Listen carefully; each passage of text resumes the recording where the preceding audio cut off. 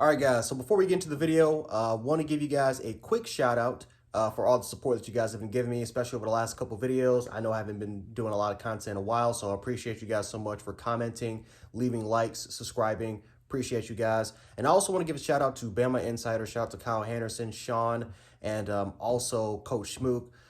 These guys have been extremely supportive. And again, for those who don't know, I've been doing a show with them on Monday Night Quarterback, and also been doing the post-game show with these guys. So definitely go over to Bama Insider, subscribe, make sure to like their content, especially what Kyle's been able to do pretty much by himself. So the fact that I've been able to go on there on that platform and just for the most part, just give you guys my insight is really, really incredible. I know a lot of you guys have been extremely supportive of Bama Insider. So definitely, again, if you guys have not got the opportunity, make sure to go over to Bama Insider and subscribe to their channel. So now we can kind of get into the game real quick. I liked what I saw tonight, guys. I saw a lot of grit. I saw physicality. I saw the murder ball that I think a lot of people have been trying to talk about for a while. I was able to see that today. And listen, was this the most impressive performance I've ever seen from Alabama? No. But compared to what everyone else had to face against, I mean, we saw Georgia, the #1 team in the country, struggle against UT Martin. We saw Texas, how a lot of people think that Texas will just blow us out in Tuscaloosa. We saw Texas struggle against Rice in the first half. I mean, listen, these games happen. This is why we need a preseason, by the way, instead of just jumping into the regular season and you have these crappy matchups. This is why. But I liked what I saw overall from Alabama. We started off hot. We started off strong. I saw a lot of improvement from Jalen Miro, pretty much overall wise. I saw a lot of composure. I saw a quarterback that was, for the most part, he stayed composed and he stayed strong in the pocket. He didn't bail out of the pocket too quickly. He stayed strong. He tried to go through his reads. His footwork was a lot better compared to what it was last year. His base was a lot stronger and his base was a lot more set as we're talking about the technical aspect of it. I saw a lot of things from Milroe today. Of course, overall wise, I think a lot of people want to, again, his motion to throw him the football. A lot of people don't like it, but that's just the way it is. I think Jalen Miro needs to just make the most out of it.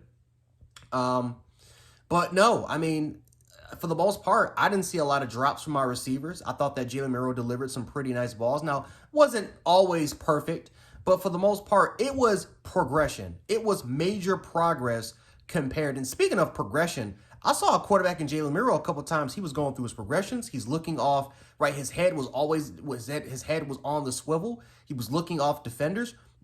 I'm seeing things that I've been begging and even predicting in a way that Jalen Miro needs to fix and that he probably can fix. Because when we talk about upside, out of all the quarterbacks, whether it's Buckner, whether if it's Lonergan, whether if it's Simpson, Milroe has the highest upside out of any of those quarterbacks, and not just in the Alabama quarterback room, but in the entire country. He has the makings and he has the potential and he has the built to being a first-round quarterback. But of course, he needs to fix the technical aspects of the game in order for him to progress to becoming what Bryce Young and Tua and Mac Jones and Jalen Hurts were able to do during their respective careers at the collegiate level, transitioning to the NFL program. So I loved overall what I saw from Jalen Miro, and again, he delivered 3 accurate deep balls. Even the one deep ball he missed, I mean, it wasn't really completely on him. Yes, it was an underthrow to Ja'Cory Brooks, but for Brooks, if he would have just came a little bit to the inside instead of continuing to run his route to the outside boundary, he could have potentially got that. He potentially could have got that pass as well. So not all his balls were pretty. But for the most part, I thought Jalen Miro did a pretty good job today. Completed 72% of his passes, averaged around 9.54 yards per pass. And what I really like about this offense, and what I really like about what Jalen Miro did, everything was simple. It was simple. They gave Jalen Miro easy work, right? What the defense pretty much gave them, Jalen Miro took advantage of those opportunities, especially when it came to short intermediate route situations. So I loved what I saw. I love what I saw from our receivers and Isaiah Bond and Kobe Prentice and Jermaine Burton, especially Jermaine Burton. He ran some crispy routes. And again, there were a couple of misreads that Jalen Miro would have just saw Jermaine Burton literally streaking down the sideline. Man, Jermaine Burton could have had a much bigger day, but Jalen Miro did go right back to him. He made up for a lot of his mistakes, which I really do like, right? Jalen Miro made mistakes, but he made up for it. He never let it faze him. He never let it intimidate him. He made up for those opportunities. So I really liked what I saw from Milroe. Defensively, I thought we were really good. I was extremely excited of what I saw from our linebackers. We looked fast, we looked aggressive, and one of the complaints that a lot of Bama fans have was that we lacked physicality from our inside linebackers, mainly Henry T, our former number 10, who really shouldn't wear the number 10 because that's disrespectful to Reuben Foster. But I loved the physicality from our defensive players, and I loved how fast we played from our linebackers and how physical we played, especially from not just the linebacker set, but from our corners. How fast we were able to pretty much close up the gap from when they're trying to throw these quick intermediate routes, and how quick we were just there to wrap up and to gang tackle and to be physical, and how quickly we were jamming these receivers up was extremely impressive. We forced 2 turnovers today. Something that honestly, we had 7 interceptions all year. I think we had around 2 this game. So that was cool. And the cool part is we had 2 penalties the entire game. Not Middle Tennessee, Utah State last year, we had 3 pass interferences alone in the first half. We had 2 penalties all game long. And one of it was just on special teams. So that's extremely impressive that we played with a lot of discipline. We played with a lot of grit. And overall wise, guys, I'm just excited overall of what our team has to offer. Now, of course, there needs to be some improvements.